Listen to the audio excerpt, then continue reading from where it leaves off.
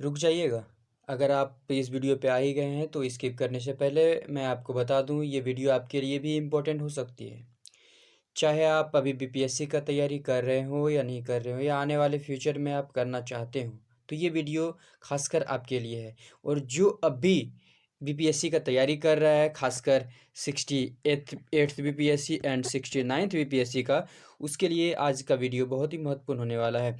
अगर कोई student 68th BPSC का तैयारी कर रहा है और आपको पता है कि 12 फरवरी से इसका प्री का एग्ज़ाम शेड्यूल हो चुका है, 12 फरवरी 2023, ठीक है। 2023 से आपका एग्ज़ाम होने वाला है, जिसमें कि आप अगर बेहतर ढंग से तैयारी कर रहे हैं तो आपके लिए बहुत अच्छी बात है। आपको एडवांस में ही बेस्ट ऑफ लक है।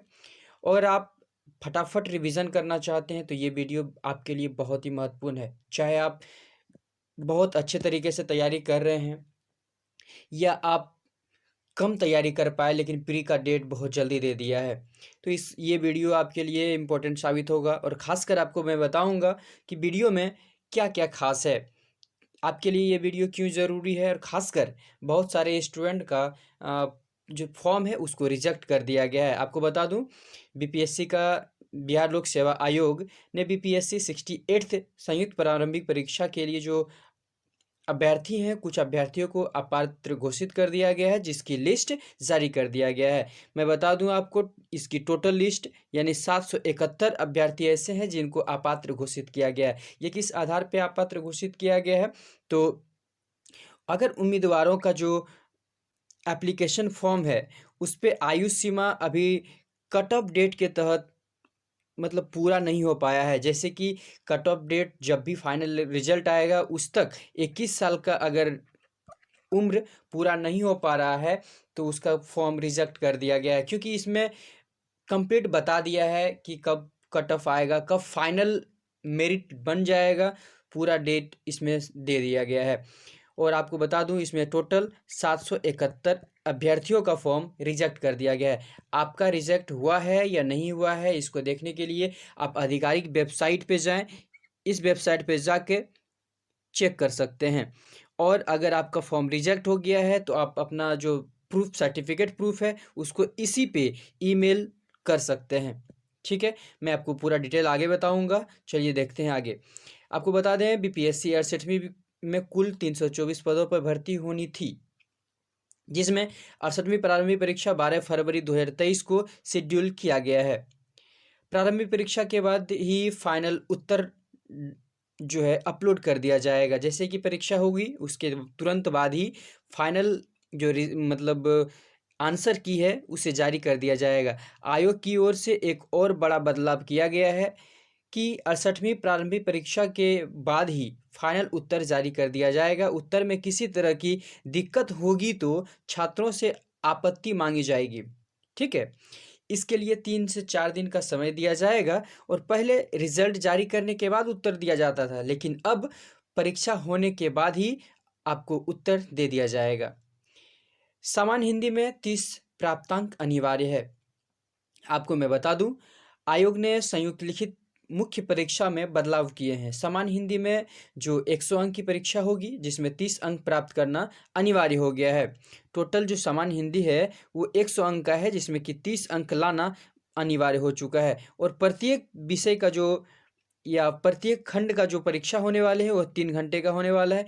ऐच्छिक विषय में तय न्यूनतम प्राप्तांक लाना अनिवार्य है। आपको बता दूं, जो आप ऐच्छिक विषय लेना चाहते हैं तो उसमें न्यूनतम प्राप्तांक है उसे लाना बहुत ही आवश्यक है। हालांकि इसका मेरिट में कोई मार्क्स नहीं जुड़ता है, लेकिन फिर भी न्यूनतम अंक लाना जरूरी है। अब एक बात बता दें, जो निबंध का जो व्यवस्था किया गया है, ये अलग से निबंध लिखना जो है उसको जोड़ दिया गया है सिलेबस में। यानी आयोग ने सामान्य अध्ययन पत्र संख्या 1 और सामान्य अध्ययन पत्र संख्या 2 को क्रमशः 3-3, जो 300 अंक है, ठीक है, यानी आपका जीएस पेपर 1 और जीएस पेपर 2 दोनों 300 अंक का दे दिया गया है। जिसमें कि इस बार अलग से निबंध लिखने को जोड़, इसके साथ ही जो निबंध है इसको अलग से लिखने के लिए दिया गया है। ठीक है। इसके लिए भी 300 अंक की परीक्षा होगी। मुख्य परीक्षा के सभी पेपर 3-3 घंटे की होंगी। निबंध लिखने पर छात्रों को विशेष ध्यान देना पड़ेगा। देखिए, सिर्फ स्पेशल यहाँ पे निबंध के लिए 300 अंक रखा गया है, तो समझिए कि मेरिट बनाने के लिए आपको निबंध पे स्पेशल ध्यान देना पड़ेगा। जहाँ पे आप पहले वैकल्पिक यानी ऑप्शनल पेपर पे ध्यान देते थे, वहीं अभी यहाँ पे निबंध लिखने पे विशेष ध्यान देना पड़ेगा। ठीक है। हालांकि इसका जो मार्क्स है वो रिजल्ट में काफ़ी बेनिफिट होने वाला है। वैकल्पिक विषय जो अभी के समय में दिया गया है वो 100 अंक का होगा, जिसमें सामान्य वर्ग के छात्रों के लिए 40%, जो जनरल कैटेगरी से स्टूडेंट आते हैं उसे 40% लाना अनिवार्य है। पिछड़े वर्ग से जो व्यक्ति आते हैं उसे 36 यानी 36.5% लाना अनिवार्य है। और अत्यंत पिछड़ा वर्ग से जो आते हैं यानी BC1 से जो छात्र आते हैं उसे 34% अंक लाना अनिवार्य हो जाता है। वहीं अनुसूचित जाति और जनजाति के लिए बात करें, उसके साथ ही महिलाओं और दिव्यांगों के लिए बात करें, उसमें टोटल 32% यानी 100 में से 32 अंक लाना अनिवार्य हो जाएगा, तभी आपको पात्र घोषित कर दिया जाएगा। BPSC 68वीं भर्ती परीक्षा में परिणाम की तिथियां भी घोषित कर दी गई है, जिसमें मैं आपको बता दूं 12 फरवरी 2023 को आयोजित जो होने वाली प्री का परीक्षा है, इसका रिजल्ट नेक्स्ट अगले ही 3 महीने मतलब अगले ही 2 महीने के बाद, ये 1 महीने के बाद, मान के चलिए लगभग 1.5 महीने के बाद, यानी 27 मार्च 2023 को रिजल्ट जारी कर दिया जाएगा। हालांकि यहाँ पे डेट तो दे दिया गया है रिजल्ट का, लेकिन ये अभी कहा नहीं जा सकता कि 27 मार्च को ही एग्जैक्ट आ जाएगा। लेकिन हालांकि BPSC के द्वारा ये जारी कर दिया गया है कि 27 मार्च को प्री का रिजल्ट आ जाएगा। उसके बाद ही मुख्य परीक्षा जो है 12 मई, यानी इसके जस्ट 3 महीने के बाद 12 मई 2023 को ही मुख्य परीक्षा हो जाएगा। ठीक है, जिसका रिजल्ट 26 जुलाई 2023 को जारी कर दिया जाएगा। इसके बाद ही जितने स्टूडेंट मेंस में पास हो जा रहे हैं उसे 11 अगस्त 2023 को साक्षात्कार के लिए यानी इंटरव्यू के लिए आपको बुला लिया जाएगा। उसके बाद ही जो इंटरव्यू से भी सिलेक्ट हो जाएंगे, जिसका यानी फाइनल मेरिट बनेगा, वो 9 अक्टूबर 2023 को मेरिट जारी कर दिया जाएगा। इसके साथ ही आपको मैं एक खुशखबरी देना चाहता हूँ। रिवीजन का हमने भोकाल यानी विषयवार तैयारी का एपिसोड है, जिसका अंतिम प्रहार होगा। समय कम है, लेकिन सीधा आपके खोपड़ी में कैसे सेट हो जाए, इसके लिए मैं एक सेशन लेके आने वाला हूं। और लगातार जब तक परीक्षा होती है यानी 12 फरवरी तक हमारा सेशन रेगुलर आएगा और सभी विषयवार तरीके से पढ़ाई होगा। आपको बता दूं ये विषयवार तरीका किस प्रकार होगा। देखिए, आप यहाँ पे देख पा रहे होंगे प्रारंभिक परीक्षा पाठ्यक्रम में जो प्रमुख विषय हैं वो किन किन विषयों को जोड़ा जाता है। मैं आपको बता दूं, इतिहास से यानी प्राचीन भारत का इतिहास, मध्यकालीन भारत का इतिहास और आधुनिक भारत के इतिहास से प्रश्न पूछे जाते हैं। भूगोल में भारतीय भूगोल, विश्व भूगोल एवं पर्यावरण, यहाँ तक कि इसमें बिहार के भूगोल से भी प्रश्न पूछे जाते हैं। इसके साथ ही भारतीय संविधान एवं राज्य व्यवस्था से प्रश्न पूछे जाते हैं। भारतीय अर्थव्यवस्था से प्रश्न पूछे जाते हैं। सामान्य विज्ञान यानी फिजिक्स, केमिस्ट्री, बायोलॉजी यानी भौतिक विज्ञान, रसायन विज्ञान और जीव विज्ञान से प्रश्न पूछे जाते हैं। बिहार राज्य विशेष से भी प्रश्न पूछे जाते हैं। समसामयिकी जो है यानी बिहार से हो जाए या राष्ट्रीय अंतर्राष्ट्रीय से यानी करंट अफेयर्स का बात करें, ये चाहे बिहार का करंट अफेयर्स हो, राष्ट्रीय यानी नेशनल या इंटरनेशनल का जो करंट अफेयर्स है, यहाँ सब जगह से प्रश्न पूछे जाते हैं। गणित में भी लगभग 10 प्रश्न पूछे जाते हैं, जो आपके प्री फाइनल मतलब प्री का रिजल्ट में बहुत ही फायदेमंद होते हैं। इसके लिए मैं विषयवार तरीके से सेशन लेके आने वाला हूँ, जिससे आपको जुड़ना बहुत ही अनिवार्य हो गया है। आप अगर अपने तैयारी को और भी बेहतर करना चाहते हैं तो आप अब हमारे चैनल को अभी सब्सक्राइब करें और विषयवार तैयारी जो हम करवाने वाले हैं, इसका फटाफट रिवीजन करवाने वाले हैं, इससे जुड़ जाएं। देखिए, मैं आपको किस प्रकार तैयारी करवाने वाला हूं, यानी 60वीं और 62वीं परीक्षा से लेके 67वीं परीक्षा तक किन किन विषयों से कितने कितने अंक के प्रश्न पूछे गए हैं, मैं आपको बता दूं। इतिहास से टोटल 27 प्रश्न पूछे गए हैं, यानी पिछले साल यानी 67वीं प्रीलिम्स में 27 प्रश्न पूछे गए हैं, 66वीं में 25 प्रश्न पूछे गए हैं, 65वीं में 26, 64वीं में 30, 63वीं में भी 30 और 60वीं 62वीं में भी 27 प्रश्न पूछे जाते हैं। मैं आपको बता दूं सबसे अधिक यानी इतिहास से प्रश्न पूछे जाते हैं। उसके बाद सामान्य विज्ञान से प्रश्न पूछे जाते हैं। सामान्य विज्ञान में 3 विषय आ जाते हैं, यानी भौतिक विज्ञान, रसायन विज्ञान और जीव विज्ञान। जिस प्रकार यहाँ पे वेटेज हिस्ट्री का रहा है, उसी प्रकार यहाँ पे साइंस का भी वेटेज देखा गया है।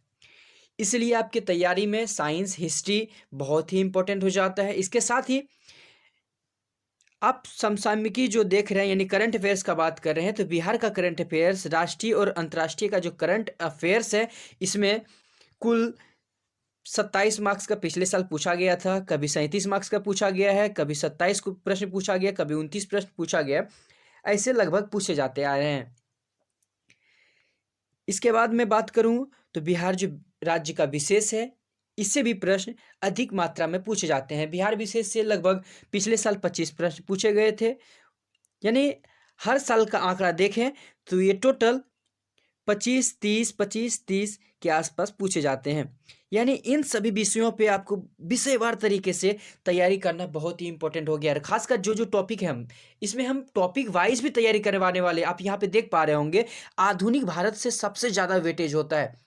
आधुनिक भारत में कौन कौन मतलब चैप्टर से, यानी कौन कौन चैप्टर से कितने कितने प्रश्न पूछे गए हैं, उसे भी मैं यहाँ पे डिनोट करने का कोशिश किया हूँ। देखिए, भारत में यूरोपियों का जो आगमन है, इससे पिछली परीक्षा में यानी 67वीं में तो नहीं पूछे गए थे, लेकिन 66वीं में एक प्रश्न जरूर पूछे गए थे। इसके साथ ही ब्रिटिश जो औपनिवेशिक नीतियां हैं, इनसे भी 3 प्रश्न पूछे गए थे 66वीं में। 67वीं में हालांकि नहीं पूछा गया था।